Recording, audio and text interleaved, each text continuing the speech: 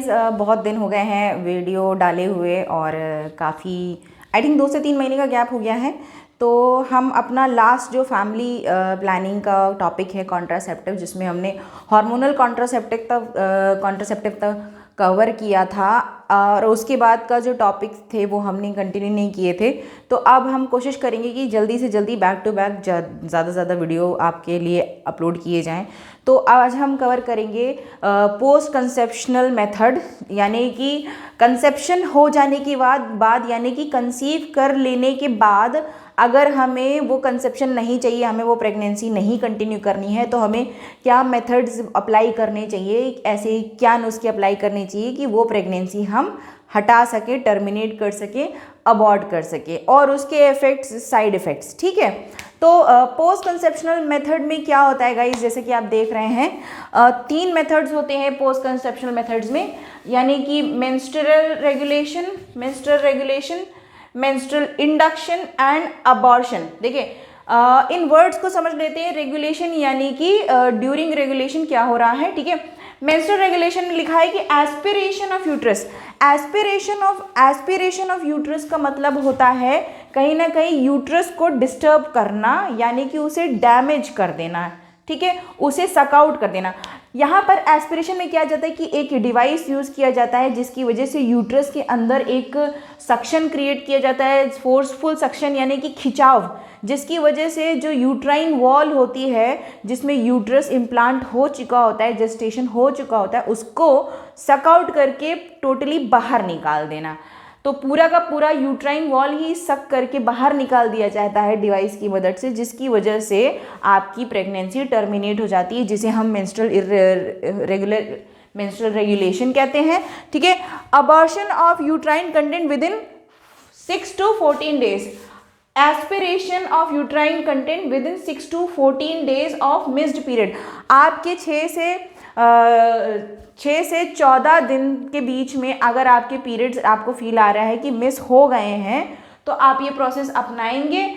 और ये प्रोसेस आप नहीं करेंगे, आप किसी क्लिनिक या नर्सिंग होम में जाके किसी प्रॉपर ऑब्स्टिशियन या फिर गायनेकोलॉजिस्ट की मदद से, किसी डॉक्टर की मदद से प्रोसेस करवाते हैं। ये this is not a process जो आप अपनी बॉडी पर खुद कर सकते हैं। ठीक है, लेकिन ये प्रोसेस बहुत ट्रॉमेटिक होता है, इसमें पेन होता है। ठीक है, और दिक्कत होती है क्योंकि आप एक तरीके से पर्पजली जानबूझ के यूट्राइन वॉल को चोट पहुंचा रहे हैं, उसका परफोरेशन करा रहे हैं, उससे ज़बरदस्ती उसे तोड़ रहे हैं। तो कहीं ना कहीं इसकी रिकवरी में आपको टाइम लगता है, आपका ब्लड लॉस होता है। ठीक है, तो आपके लिए थोड़ा पेनफुल होता है। तो ट्राई करिए कि इतना लेवल आए ही ना कि आपको इसकी नौबत आए। ठीक है, दूसरा आ जाता है guys menstrual induction. Menstrual induction normally लोगों को पता नहीं है। आपने ऑब्जर्व किया होगा कि दुकानों में 500 समथिंग 200-250 नाम से दवा मिलती है, जो लोग बिना डॉक्टर के कंसल्टेशन के उसे यूज़ कर लेते हैं प्रेगनेंसी को टर्मिनेट करने के लिए। इसमें आपको एक दवा दी जाती है 1.5 मिलीग्राम का solution of progesterone F2। Progesterone F2 नाम से आपको एक दवा दी जाती है जो कि आप खा लेते हैं। ठीक है, आप इंड्यूस कराते हैं अपनी बॉडी में और फिर आप वेट करते हैं कुछ देर के लिए, 7 मिनट्स तक आपकी जो साइकिल होती है, कॉन्ट्रैक्शन साइकिल, जिससे आपको ये यूट्रस में कॉन्ट्रैक्शन फील होता है। और उसके बाद क्या होता है, ये कॉन्ट्रैक्शन कंटिन्यू होता है कितना, 7 मिनट्स तो फॉलो होता है कॉन्ट्रैक्शन साइकिल। 3 से 4 घंटे ये कॉन्ट्रैक्शन जो है आपका चलता है और 3 से 4 घंटे के बाद आपको ब्लीडिंग शुरू हो जाती है। वो ब्लीडिंग आपकी 7 से 8 दिन तक कंटिन्यू रहती है, यानी कि जो यूट्राइन वॉल है 7 से 8 दिन में क्या होता है, धीरे धीरे अपने आप आम भाषा में कहें तो अपने आप धीरे धीरे वो वॉल झड़ जाती है। ठीक है, यहाँ पर क्या होता है, इस प्रोजेस्टेरॉन F2 को देने से प्रोजेस्टेरॉन एंड प्रोस्टाग्लैंडिन का इम्बैलेंस क्रिएट होता है, डिस्टर्बेंस क्रिएट होता है। प्रोजेस्टेरॉन क्या करता है कि आपकी प्रेगनेंसी को ग्रो करने में हेल्प करता है, साथ में बच्चा पैदा हो जाने के बाद मदर को लैक्टेशन में यानी कि ब्रेस्ट में मिल्क प्रोड्यूस करने में मदद करता है। और कॉन्ट्रैक्शन होने से बचाता है ताकि जो है आपको कोई प्री मेच्योर कॉन्ट्रैक्शन ना हो जिसकी वजह से आप प्री मेच्योर लेबर में ना जाएं। प्रोस्टाग्लैंडिन का यहाँ क्या काम है कि जब आपका फाइनल वीक होता है प्रेगनेंसी का, तो ये प्रोस्टाग्लैंडिन क्या करता है, आपको लेबर इंड्यूस कराने के लिए कॉन्ट्रैक्शंस क्रिएट करता है। तो इन चीज़ों का जो है, इन दोनों प्रोजेस्टेरॉन और प्रोस्टाग्लैंडिन का इम्बैलेंस क्रिएट हो जाता है, जिसकी वजह से आपकी यूट्राइन वॉल क्या होती है, प्रोलिफरेट होने लगती है और इस साइकिल के दौरान 7 से 8 दिन में आपका यूट्राइन वॉल निकल जाता है। ठीक है, तो ये भी मेथड थोड़ा सा ट्रॉमेटिक होता है, आप यूं ही नहीं करेंगे। ये मेथड करने से पहले भी आप डॉक्टर से कंसल्ट करें, अपने आप डॉक्टर ना बने, क्योंकि कई बार क्या होता है कि जब एक्टोपिक प्रेगनेंसी होती है, नहीं यानी कि प्रेगनेंसी यूट्रस में ना होके फेलोपियन ट्यूब में अगर कोई प्रेगनेंसी हो जाती है, तो उस केस में फेलोपियन ट्यूब के रप्चर होने के चांसेस होते हैं, रप्चर यानी कि फट जाने के चांसेस होते हैं। और अगर कोई भी एक साइड का फेलोपियन ट्यूब अगर आपका रप्चर हो जाता है, तो उससे कहीं ना कहीं आपकी प्रेग्नेंट होने के 50% चांसेस टर्मिनेट हो जाते हैं, यानी कि अब आप डिपेंडेंट हो जाए,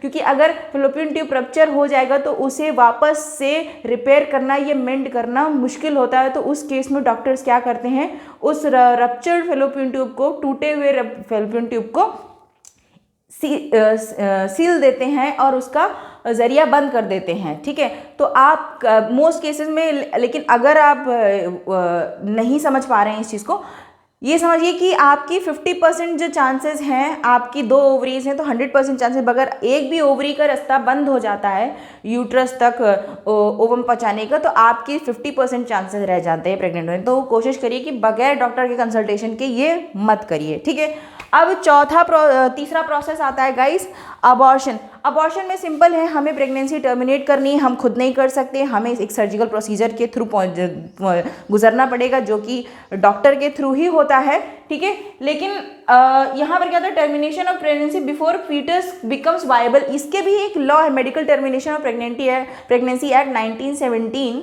ठीक है, 1971 के तहत ये एक्ट है कि अगर फीटस जो है वायबल हो गया, यानी कि खुद से सरवाइव करने के केपेबल हो गया, अब वो सांस दे रहा है, अब उसमें जान आ गई है, तो आप प्रेगनेंसी को टर्मिनेट नहीं कर सकते। और ये होता है आपका 7वें और 8वें वीक के अंदर। ऐसा होता है कि फीटस जो होता है कहीं ना कहीं वायबल हो जाता है।